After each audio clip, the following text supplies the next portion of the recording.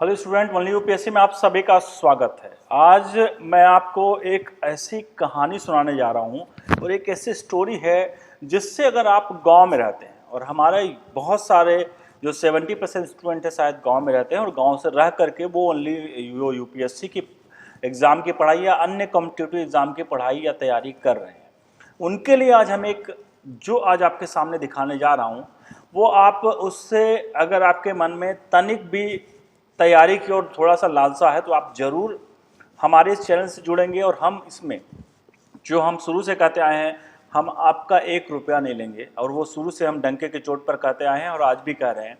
तो चलिए आपको मैं सबसे पहले उस शख्सियत के बारे में बताता हूँ। जो शख्सियत, इसे शख्सियत ही कहेंगे क्योंकि एक भैंस चराने वाली बेटी जब आईएएस बनी तो फिर क्या हुआ।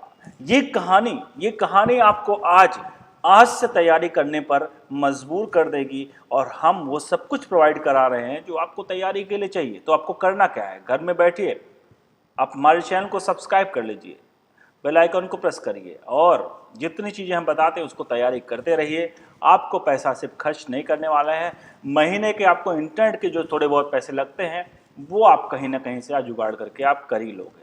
और आज आईएएस बनाने का सपना हम गांव-गांव में जो बच्चे हैं, जो गरीब हैं, किसी भी जाति धर्म से हैं, हम उसको सबको वो फ्री ऑफ कॉस्ट दे रहे हैं। जो दिल्ली के बड़े बड़े कोचिंग संस्थान इसके लिए 3 से 4 लाख रुपया वार्षिक फीस लेते हैं, छोटे छोटे क्रैश कोर्स कराने का 30 से 40-50 हज़ार रुपये ले लेते हैं, वो हम बिल्कुल फ्री ऑफ कॉस्ट करा रहे हैं। चलिए आपको अब बताता हूँ क्या है उस बिटिया की कहानी और उसको सुन करके आप सभी जरूर एक की बार यूपीएससी का एग्ज़ाम का फॉर्म और तैयारी करेंगे। चलिए बताता हूँ आपको कहानी क्या है।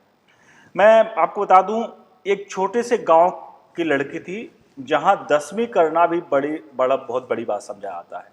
और उसी गांव के रहते हुए सी बनमती जो है वो सिविल सेवा परीक्षा, जिसे सबसे कठिन परीक्षाओं में शामिल किया जाता है, उसे अच्छी रैंक के साथ पास करती हैं।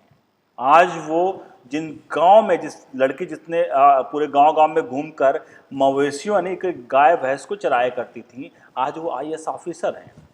कहते हैं कि इरादे बड़े मजबूत हों तो बड़ी मुसीबत छोटी लगने लगती है। ऐसी ही कहानी है सी बानमती की, जिन्होंने 2015 के एक सरकारी अधिकारी बनकर पूरे गांव वालों को चौंका दिया और यूपीएससी परीक्षा में 152वीं रैंक प्राप्त की हुई थी। सी बनमती केरल की इरोड जिले की रहने वाली हैं। उनका जन्म एक साधारण परिवार में हुआ था। जिस गांव में रहती थी वो आकस्मिक क्षेत्रों में गिना जाता था और ग्रामीण परिवेश में पली बड़ी बनमती का बचपन अपने पालतू भैंसों और बकरियों को चराने में बीता था। परिवार के पास ज़्यादा खेती नहीं थी तो पिता शहर में टैक्सी चलाने के लिए निकल गए थे और घर का खर्च चलाने के लिए पशुपालन आमदनी का जरिया बना था। उनसे मिलने वाला जो दूध के पैसे से वो घर का खर्च चला जाता था। इसके शुरुआत से ही उनके घर में 3 से 4 भैंसें होती थी। पशुपालन का काम बोझिल होता है, इस तरह तरह के काम उसमें होते हैं। अब ये बानुमती की मैं आपको बात कर रहा हूँ, बनमती की, इनकी कहानी है कि वो आईएएस ऑफिसर बनी और लोगों ने उनके लिए वो सबसे बड़ा माइलस्टोन साबित हो रही हैं। जो लड़के लड़कियां गांव में बैठ करके तैयारी करना चाहते हैं और वो सोचते हैं अरे ये तो बड़े लोग करते हैं, लोग बड़े बड़े जो लोग कोचिंग करते हैं उनके लिए जो पैसा है इनके पास, उनके लिए आईएएस है। लेकिन ये पूरी तरह से इस भ्रांति को उन्होंने दूर किया और इस भ्रांति को दूर किया और आगे बढ़ते हैं। इन्होंने क्या क्या किया है, कैसे कैसे लड़ा वो करी, उसके बारे में हम बताते हैं। बानमती को अपनी माँ के साथ जो ये पूरा का पूरा काम है इसमें हाथ बटाना पड़ता था। भैंसों को चारा डालना, गोबर कूड़ा करना, बनमती का उस काऊ काम जो है वो बड़ा होने वाला करती थी।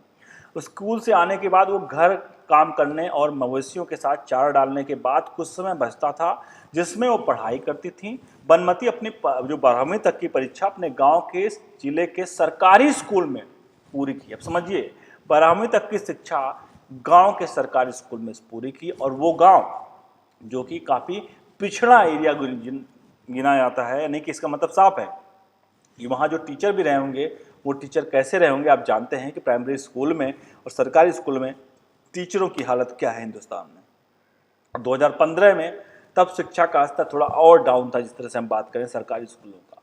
अब बात करें बनमती ने, उसके बाद बनमती ने जो 12वीं का एग्जाम है वो बहुत अच्छे अंकों से प्राप्त किया। उसके बाद से परिवार ने उनकी शादी की बारे में सोचने लगे। इस वाजिब सी बात है, हिंदुस्तान है तो हिंदुस्तान में लड़कियां हैं तो उनको 10वीं 12वीं के बाद माता पिता को ऐसा लगता है कि बोझिल उनसे ज़्यादा समाज को लगने लगता है कि आपकी लड़की अब बड़ी हो गई, आप इसकी शादी कराइए, पढ़ा लिखा कर क्या होने वाला है। और यही उनके साथ भी हो रहा था कि उनके माता पिता, अब उनकी 12वीं पास क्योंकि अच्छे अंक से कर लिया था, लेकिन फिर भी उनके माता पिता उनके लिए शादी की तलाश करने लगे, उसके बारे में बात उठने लगी। अब वही बनमती, अपना लक्ष्य उनको साफ दिखाई दे रहा था, उन्होंने अपने माँ बाप को 2 साल रुक जाने के लिए कहा उन्हें थोड़ा सा समय देने के लिए कहा। बनमती ने उसके बाद ग्रेजुएशन पूरी करने के बाद फिर कंप्यूटर एप्लीकेशन में पोस्ट ग्रेजुएशन किया। उसके बाद इसे करने के बाद वो एक प्राइवेट बैंक में नौकरी उनकी लग गई। अब वो परिवार की मदद थोड़ी बहुत करने लगी थी, उन्हें अच्छी सैलरी भी मिल रही थी, तो वो नौकरी के लिए मना नहीं कर पाई। और फिर उन्हें परिवार के पैसों की ज़रूरत थी, पिता अक्सर बीमार रहा करते थे, वो काम पर भी जाया करते थे। कुछ साल तक नौकरी करने के बाद उन्होंने नौकरी छोड़ दी और उन्हें सिविल सेवा में जाना था। नौकरी तो बस परिवार के आर्थिक मदद के लिए वो कर रही थी। जो पैसे कमाए थे वो परीक्षा की तैयारी में काम आए और पहले और दूसरे प्रयास में वो परीक्षा क्लियर नहीं कर पाई, लेकिन 2015 में उन्होंने इस परीक्षा को, जो ऑल ओवर इंडिया रैंक थी, उसको 152वीं रैंक पर उन्होंने वहाँ पर प्राप्त की। अब ये जो मैंने स्टोरी बताई आपको, ये स्टोरी आप सभी ने सुनी और मुझे लगता है ये स्टोरी सुनने के बाद आपके मन के अंदर भी एक इच्छा जागृत हुई होगी कि हाँ, क्यों नहीं, मैं अगर गरीब हूँ तो मुझे एक प्लेटफॉर्म मिल रहा, मतलब मुझे एक कोचिंग संस्थान मिल रहा है जो मुझे फ्री में पढ़ाई करा रहा है। अब ऐसे में आपको करना क्या है, आपको अपनी मेहनत, डेडिकेशन देना है, बाकी चीज़ें हम करेंगे आपके लिए। और ज़्यादा से चाहेंगे कि आपके जो लोअर इनकम ग्रुप है, जो लोग पैसा नहीं कर सकते कोचिंग में, या जो भी हैं जो खर्च भी कर सकते हैं और उनके अंदर टैलेंट है और कहीं किसी कारण बस लाइक लड़कियों का जो होता है, लोग गांव से शहर नहीं जाने देते, उन लोगों को कहते हैं कि लड़कियों के लिए बहुत सारी चीज़ें होती हैं, वो दुविधा होती है, मतलब वो बाउंडेशन होती है, माफ कीजिएगा, बाउंडेशन होती है, वो बाउंडेशन को नहीं वो क्रॉस करने दिया जाता है सोसाइटी में, समाज में।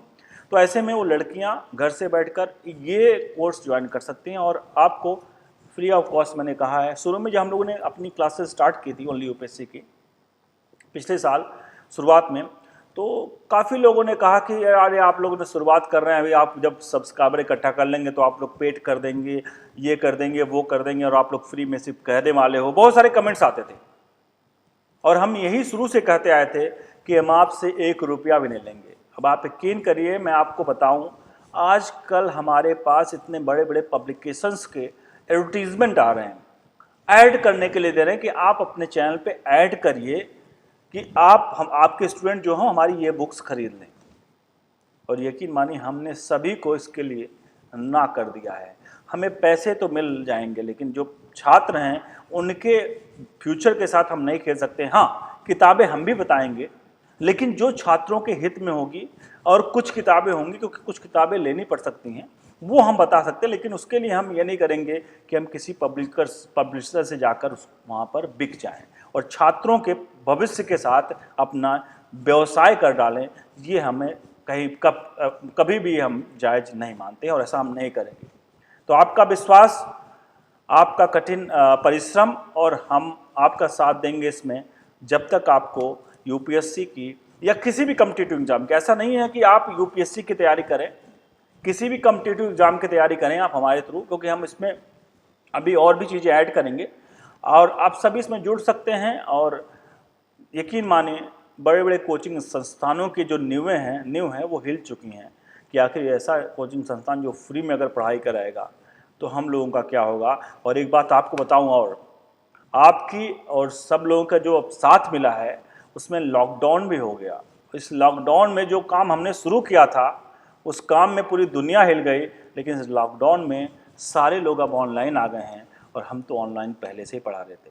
तो चलिए, ओनली यूपीएससी आपका इस तरह से साथ देगा, लेकिन आप भी हमें साथ ये करना है, वीडियो को लाइक करते रहिए, शेयर करते रहिए, वीडियो को ऑनलाइन मैक्सिमम देखिए रेवेन्यू जनरेट तो हमें भी करना होता है, क्योंकि हमारे पास भी ऑफिस है, लोग हैं, सेटअप है, और उसके लिए जो हमारा पैसा कहाँ से आता है बता दूँ, उसका ऐड रेवेन्यू आता है, जो आप देखते हैं उसमें ऐड चलते हैं। उस रेवेन्यू का जो थोड़ा बहुत खर्चा है वो हम उसी खर्चे से अपने ऑफिस स्टाफ को उसमें आप एक्सपेंसेस देते हैं। तो बस आपसे इतना अनुरोध है कि आप वीडियोस को ऑनलाइन देखा करें, और ऐसा नहीं ज़रूरी है, लेकिन क्योंकि अगर देखेंगे तो अच्छी बात है, और जिससे आप सभी जुड़ते रहें। सिर्फ यही है कि आप सभी का प्यार और आप सभी का मेहनत, और ओनली यूपीएससी जिस दिन आप क्लियर करें, यूपीएससी जिस दिन क्लियर करें, ओनली यूपीएससी को मत भूलिएगा, और हम चाहते हैं हम आपको भूलने भी नहीं देंगे। तो चलिए इस वीडियो को हम ख़त्म करेंगे, और हम चाहते हैं कि हर एक गांव की लड़की जो है वो बनमती की तरह ही अपने घर वालों को कहीं ना कहीं वो सपोर्ट दे, वो आईएएस बने, पीसीएस बने, या जो भी बड़े एग्ज़ाम्स हैं, केवल आईएएस पीसीएस ही नहीं एग्ज़ाम्स होते, बहुत सारे एग्ज़ाम्स होते हैं, वो दे करके वो अपने जीवन में सफलता हासिल करिए। चलिए इस तरह से हम क्लासेस लेते रहेंगे, और हम आपको बता दें सुबह 11 बजे हमारी एक क्लास जाती है आपकी ज्योग्राफी की, शाम को 6 बजे रेडियो का वो जा रहा है वेब ब्रॉडकास्ट, शाम को 6 बजे। उसको सबसे अच्छा रेडियो ब्रॉडकास्ट सुनने का आपको ये है कि आप लोग क्या करें, अपने कान में ईयरफोन लगाएं, जब रात को आप सोने जा रहे होते हैं तो उस समय ज़रूर सुनें। आप यकीन मानिए, अगर 10 मिनट 12 मिनट की वीडियो, 10 मिनट 12 मिनट तो आपने कान लगा कर शांति से आपने सुन लिया, आप बिस्तर पर फेसबुक व्हाट्सएप चलाना बंद कर दीजिए बहुत ज़्यादा। अब बिस्तर पर जाए तो कान में लगा करके उसको सुन करके एक बार सो जाइए।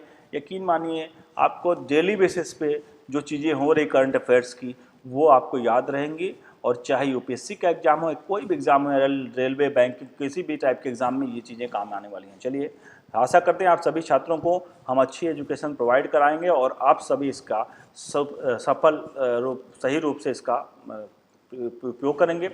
बहुत बहुत धन्यवाद।